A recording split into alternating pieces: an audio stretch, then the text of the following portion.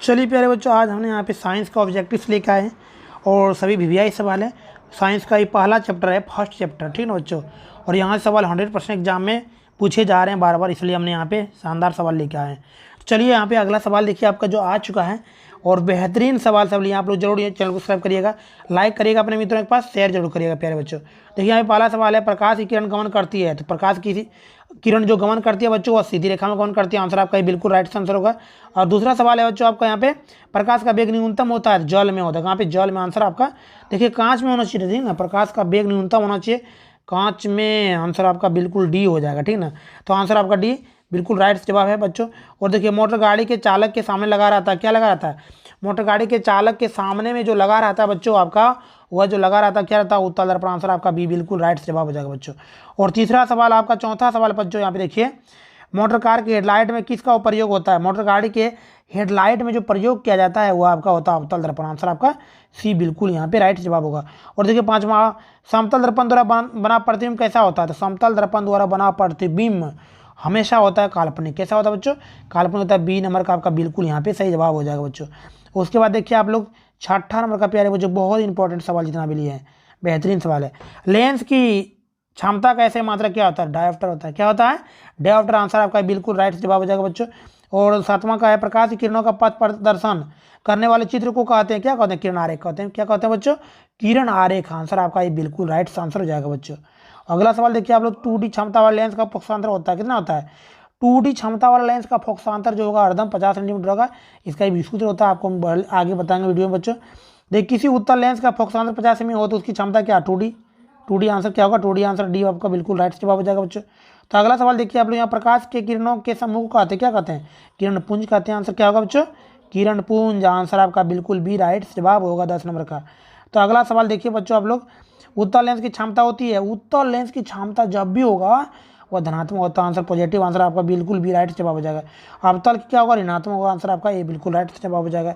उत्तल लेंस को कहते हैं, क्या कहते हैं? अभिसारी लेंस कहते हैं। क्या कहते हैं बच्चों? अभिसारी लेंस भी बोलते हैं। आंसर आपका ये बिल्कुल राइट जवाब हो जाएगा। और अवतल को कौन को क्या बोलते हैं? अपसारी लेंस। अपसारी, सी नंबर का ठीक है, आपको बिल्कुल हो जाएगा।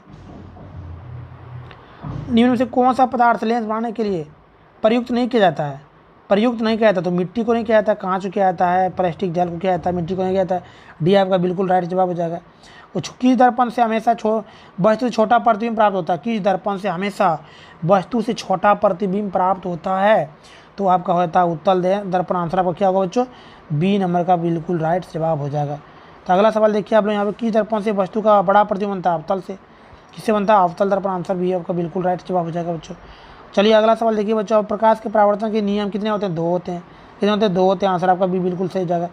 जब प्रकाश की किरण हवा से कांच में प्रवेश करती है तो मुड़ जाती है, किधर मुड़ती है? अभिलंब के निकट मुड़ जाती है। अभिलंब के निकट मुड़ जाती है बच्चों। बी नंबर का बिल्कुल राइट जवाब हो जाएगा। चलिए प्यारे बच्चों अगला देखिए, फोटोग्राफी कैमरा का विदृश्यक होता है, किसका होता है? उत्तल लेंस का। किसका होता है बच्चों? उत्तल लेंस का। आंसर आपका ये बिल्कुल राइट जवाब होगा। साइड मिरर के रूप में प्रयुक्त होता है, क्या होता है बताओ? साइड मिरर के रूप में प्रयुक्त जो होता है उत्तल दर्पण होता है। आंसर आपका भी बिल्कुल सही जवाब हो जाएगा बच्चों। तो चैनल पर नया तो सब्सक्राइब करिएगा, लाइक जरूर करिएगा और वीडियो को शेयर करिएगा। एक अवतल दर्पण की फोकस दूरी 10 सेंटीमीटर, तो उसकी वक्रता कितना होगा? दुगुना हो जाएगा। आंसर क्या होगा? 20 सेंटीमीटर। आंसर आपका भी बिल्कुल राइट जवाब हो जाएगा बच्चों। निर्गत किरण एवं अभिलंब के बीच कौन को कहते हैं? क्या कहते हैं? निर्गत कौन बोलते हैं उसको, क्या बोलते हैं बच्चों? निर्गत कौन। सी नंबर का आपका बिल्कुल राइट जवाब हो जाएगा। देखिए सरल सूक्ष्मदर्शी में किसका उपयोग होता है? तो सरल सूक्ष्मदर्शी में उपयोग होता है उत्तल लेंस का। किसका होता है? उत्तल लेंस। आंसर डी आपका बिल्कुल सही जाएगा। तो किस लेंस के द्वारा सिर्फ काल्पनिक प्रतिबिंब बनता है?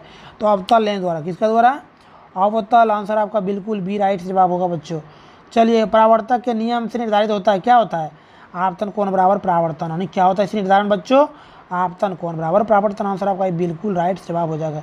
और अगला सवाल देखिए यहाँ पे, काल्पनिक प्रतिबिंब होता है किस कैसा होता है? काल्पनिक जो प्रतिबिंब बनता है ना वह कैसा होता है? और हमेशा सीधा होगा। आंसर आपका बिल्कुल राइट आंसर हो जाएगा बच्चों। चलिए अगला, लेंस में मुख्य फोकस की संख्या कितनी होती है? 2 होती है। कितनी होती है? तो 2 होती है। आंसर आपका बिल्कुल ये राइट जवाब हो जाएगा। सर्च लाइट का परावर्तक सतह होता है, कैसा होता है? सर्च लाइट का परावर्तक सतह जो होता है वो अवतल का होता है। किसका होता है? अवतल का होता है। तो चलिए बच्चों, दाढ़ी बनाने में प्रयुक्त दर्पण होता है, क्या होता है? अवतल। दाढ़ी बनाने में कौन सा दर्पण प्रयुक्त होता है? तो अवतल दर्पण होता है। आंसर सी बिल्कुल सही जवाब यहाँ पे है बच्चों जी। चलिए अगला सवाल देखिए, एक उत्तल लेंस की क्षमता 1 डायोप्टर है तो उस लेंस की फोकस दूरी कितनी होगी, तो उसकी फोकस दूरी प्लस 100 सेंटीमीटर। आंसर आपका ये बिल्कुल सी राइट जवाब हो जाएगा 31 नंबर का बच्चों। चलिए अगला सवाल देखिए आप लोग, किसी गोली दर्पण तथा किसी पतले गोलीय लेंस दोनों की फोकस दूरी -15 सेंटीमीटर है, तो दर्पण क्या होगा, देखिए माइनस अगर 15 जिसमें ऋणात्मक रहेगा वह अवतल हो जाएगा, ठीक ना। तो दोनों क्या होगा बच्चों, अवतल, यानी दर्पण भी अवतल होगा और लेंस भी अवतल होगा। आंसर ये आपका बिल्कुल राइट जवाब हो जाएगा। प्रकाश के अपवर्तन के कितने नियम हैं, तो 2 नियम है। कितने हैं, तो 2 नियम है।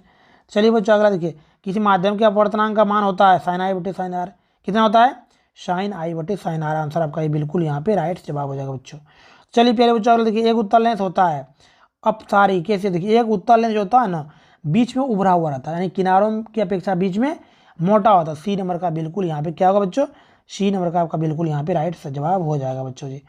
चलिए बहुत बढ़िया, बिल्कुल सही जवाब सभी प्यारे बच्चों का। एक बार वीडियो को शेयर करिएगा और लाइक जरूर करिएगा बच्चों, ठीक ना। एक लेंस का आवर्धन m बराबर होता है, एक लेंस का आवर्धन m बराबर होता है v/u, कितना होता है, v/u। आंसर आपका डी बिल्कुल यहाँ पे सही जवाब हो जाएगा। गोलीय दर्पण में फोकसांतर एवं वक्रता त्रिज्या के बीच के संबंध कैसा है, तो r बराबर 2f, ठीक है। आंसर ए आपका बिल्कुल यहाँ पे सही जवाब हो जाएगा। चलिए बच्चों अगला देखिए, स्वर कुकर में प्रयोग किया जाता है अवतल दर्पण, किस पर किया जाता है, अवतल। आंसर आपका ये बिल्कुल राइट जवाब हो जाएगा बच्चों।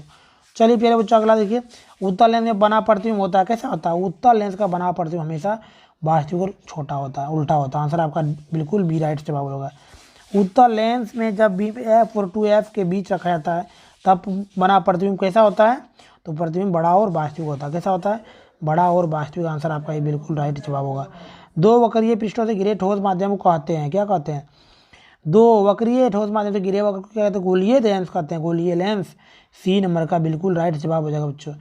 चलिए वह गोलीय दर्पण जो बाहर की तरफ वक्रित होता है उसको क्या कहते हैं, जो बाहर की तरफ वक्रित होता है ना उसको क्या बोलते हैं, उसको हम बोलते हैं उत्तल दर्पण। आंसर क्या होगा बच्चों, सी नंबर का बिल्कुल सही जवाब हो जाएगा। गोलीय दर्पण के परावर्तक पृष्ठ के केंद्र को दर्पण कहा जाता है, कौन दर्पण कहा जाता है, दर्पण का कहा जाता है ध्रुव कहा जाता है। आंसर बी बिल्कुल सही जवाब हो जाएगा। अगला देखिए यहाँ पे, किसी लेंस द्वारा उत्पन्न आवर्धन का ऐसे मात्रक क्या होता है, तो उत्पन्न ऐसा ही मात्रक जो होता है मात्रक विहीन होता है। आंसर डी बिल्कुल यहाँ पे सही जवाब हो जाएगा बच्चों। चलिए लेंस के केंद्रीय बिंदु को कहते हैं, क्या कहते हैं, लेंस के केंद्रीय बिंदु को क्या कहते हैं, तो कहते हैं प्रकाशिक केंद्र। बी नंबर का बिल्कुल सही जवाब हो जाएगा। किसी शब्दकोश में पाए गए छोटे अक्षरों को पढ़ते समय आप निम्न में से कौन सा लेंस पसंद करेंगे, 5 सेंटीमीटर फोकस दूरी का उत्तल लेंस। डी नंबर का बिल्कुल यहाँ पे सही जवाब हो जाएगा। तो चलिए यहाँ पे इनमें से कौन सा दर्पण सूत्र है, यानी कि F1/F बराबर 1/V प्लस 1/U। आंसर आपका ये बिल्कुल यहाँ पे राइट जवाब हो जाएगा। चलिए 48 का, गोलीय दर्पण का वक्रता केंद्र को किस अक्ष से निरूपित किया जाता है, सी से, किसे किया जाता है, सी से। आंसर बिल्कुल ये आपका राइट जवाब हो जाएगा बच्चों। चलिए फिर जो निर्वात में प्रकाश की चाल होती है कितना होता है, 3 × 10⁸ मीटर प्रति सेकंड। आंसर ये आपका बिल्कुल सही जवाब हो जाएगा।